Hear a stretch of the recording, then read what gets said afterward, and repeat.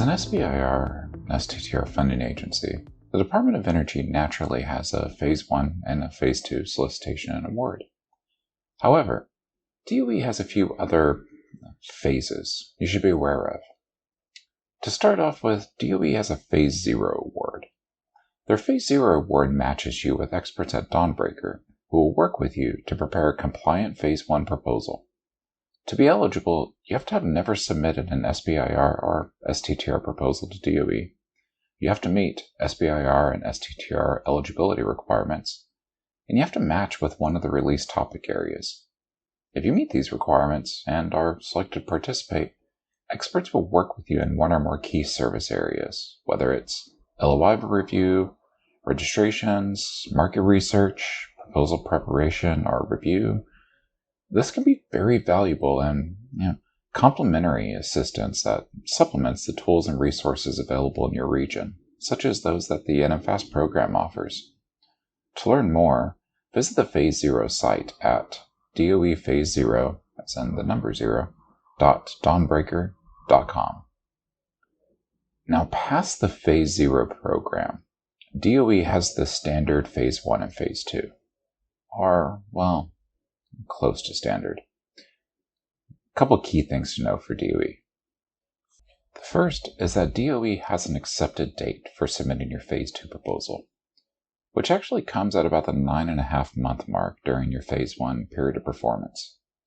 Yes, you have to submit your Phase 2 proposal while your Phase 1 is ongoing, since most Phase 1 projects will be scoped for 12 months. What does this mean for you?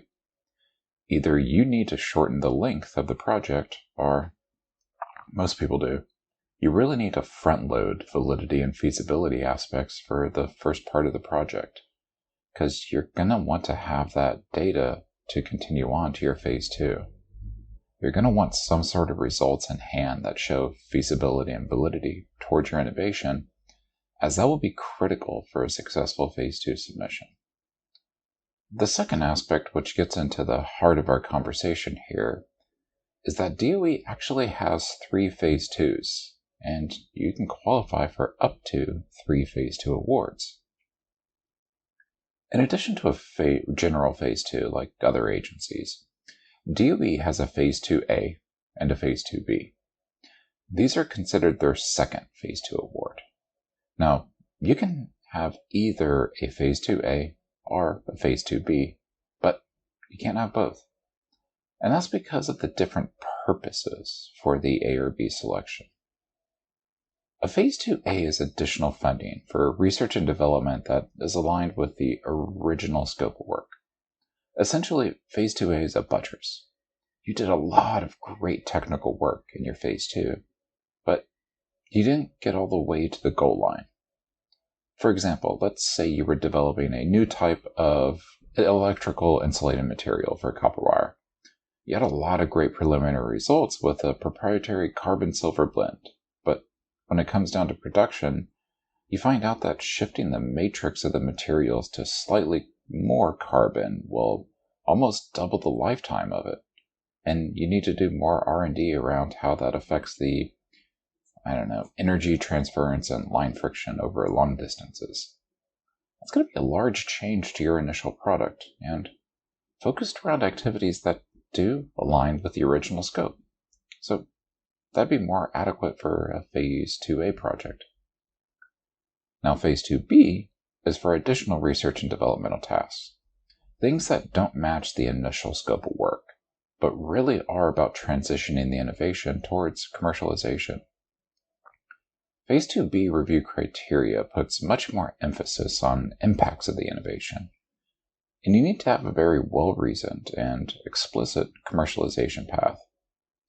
For Phase 2B, you should really have been successful with the original Phase 2, but have a huge leap when it comes to commercialization. There's something that's just a gigantic barrier that more funding could address. Let's go back to our previous example. You successfully completed your original Phase 2 and have a prototype for the insulating material. But now you're facing an economies of scale problem. There's not enough material on the market to let people switch to this type of shielding or insulation. But you think you can recycle the materials from distressed and trashed line cables to make your special blend.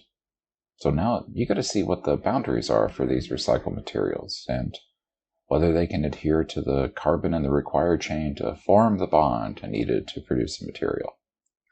As that's related to the actual commercialization and getting a product in someone's hands, but still has a level of R&D tied to it, well, that's more appropriate as a Phase 2B application.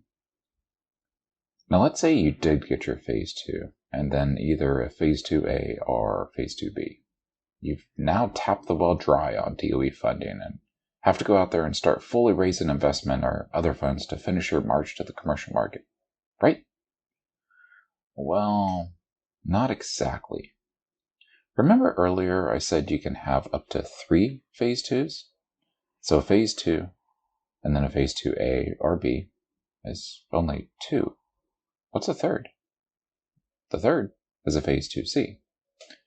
For a Phase 2C, again referred to as your third Phase 2, the stakes are raised. Phase 2C is part of the mandated Commercialization Assistance Pilot Program.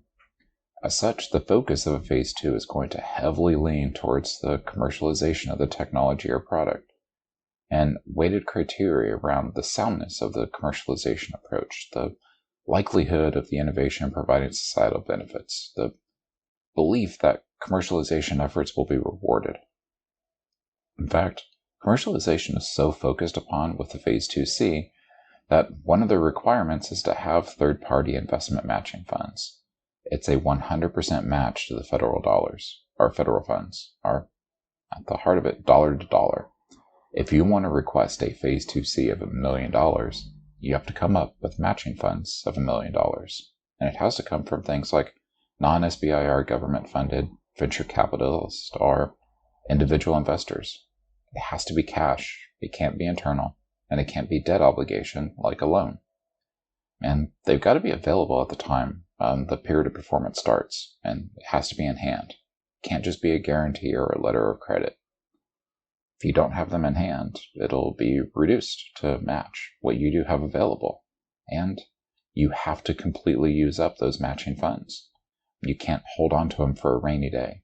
If you do, it'll be reduced to match the availability of the funds and what you used. As you can tell, the requirements for a third Phase 2 are very stringent. But that was a glimpse into the additional funding phases available to a DOE SBIR or STTR awardee. Well, mostly SBIR. You actually can't get a Phase 2C on STTR. Good point to know. We hope this information helps you out as you plan the best ways to leverage your award for ultimate market success and growth. Thanks for watching.